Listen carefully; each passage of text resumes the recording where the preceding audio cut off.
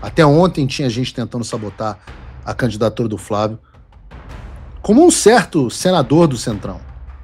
Hoje, esse senador que viu que o plano deu errado e que o Flávio se consolidou como nome forte da direita, mesmo tendo sabotado o trabalho, ele quer dizer como o Flávio, da mesma forma que o Xinga fala, ele quer dizer como que o Flávio deve ou não se comportar e quem ou não pode estar perto dele. Olavo Edu Carvalho, melhor canal de corte do YouTube. Opa, eu sei que você não aguenta mais ouvir, eu pedi para você fazer o triplo C, curtir, comentar e compartilhar, mas eu peço porque 4 entre cada 10 pessoas sequer estão inscritas no canal e a maioria não ativa as notificações e nem curte o vídeo e isso prejudica o nosso algoritmo. Então ajuda a gente aí, brigadão.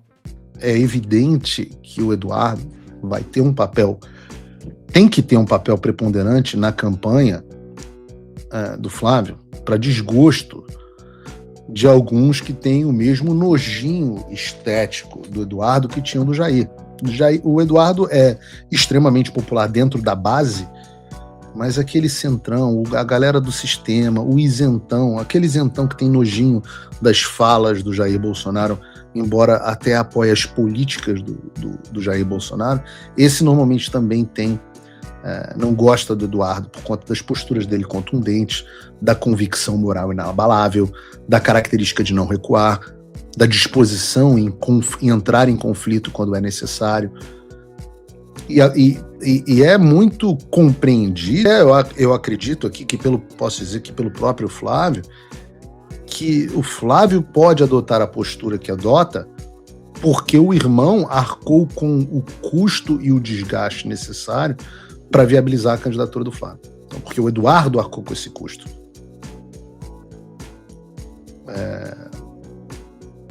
E eu acho que agora que a gente está num momento em que muita gente, eu diria quase todos já entenderam, que a candidatura do Flávio deixou de ser um ponto de interrogação, ou seja, esse assunto foi vencido, né? Lembram, eu faço sempre questão de trazer as pessoas à memória, porque às vezes as pessoas esquecem onde nós estávamos.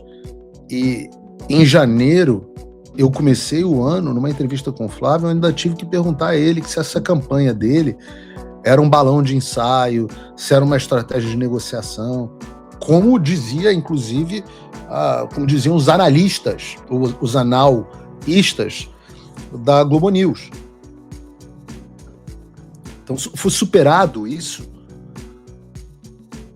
Hoje o Flávio é candidato, acho que até o pastor Xinga fala, sabe que o Flávio é o candidato, é um assunto superado, as viúvas já estão pararam de chorar, já no sétimo dia. Então, já que não conseguiram emplacar um candidato do sistema, já que não conseguiram emplacar um candidato palatável ao sistema, qual é a estratégia daqui para frente destas pessoas que têm esses seus projetos fracassados? A ideia destas pessoas é transformar o Flávio em um candidato do sistema. É tarcisar o Flávio. E assim afastá-lo do radical Eduardo. Ontem, o embaixador Mafinha fez uma postagem que eu acho que foi muito bem escrita, reflete isso com precisão. Eu cheguei a comentar aqui ontem, rapidamente no programa, mas eu quero voltar a isso com vocês. Diz o seguinte: vamos falar a real que ninguém quer ouvir.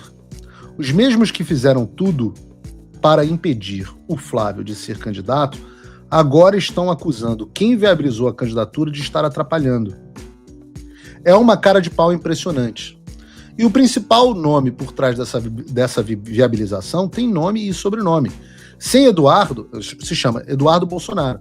Sem Eduardo, o Flávio simplesmente não seria candidato. Eu não tenho a menor dúvida disso. Foi o Eduardo que bancou o desgaste, articulou, botou o peito na frente. Arcou com um custo político imenso para garantir que o movimento bolsonarista não fosse entregue de bandeja para o sistema.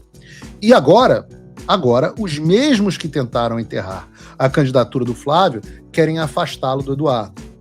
Querem isolar justamente quem salvou o jogo. Perceberam a lógica? Primeiro tentam impedir, não conseguem. Aí mudam de estratégia. Tentam separar os dois para enfraquecer por dentro. O Brasil tem uma dívida impagável com o Eduardo Bolsonaro.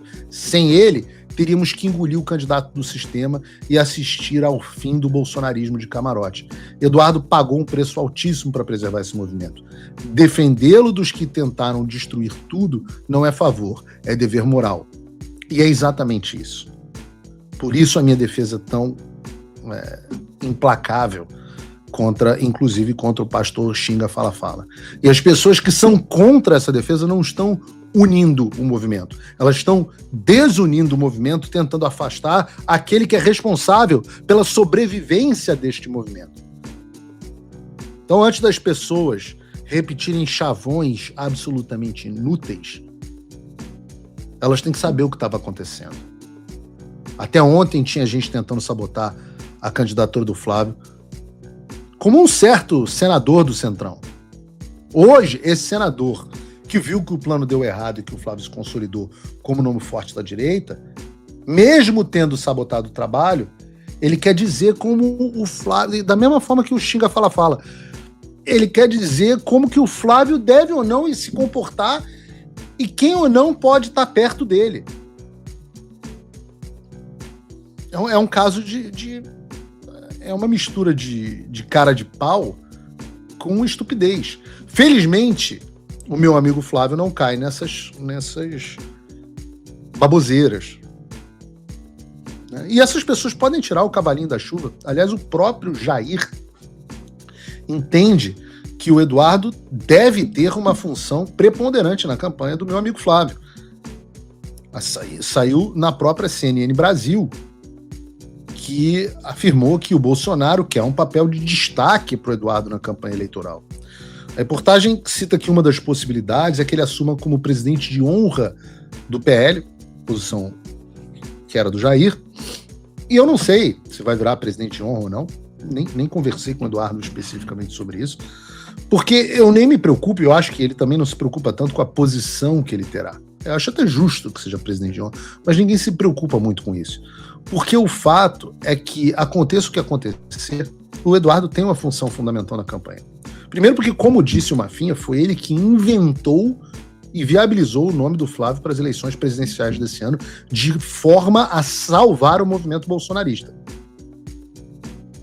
que o sistema armou para que fosse entregue nas mãos de um candidato palatável ao sistema, e já estava tudo combinado, não fosse a pedra no sapato do Eduardo Bolsonaro, que insistia em continuar batendo aqui dos Estados Unidos e lançando a sua candidatura independente, que inviabilizaria o projeto do outro lado.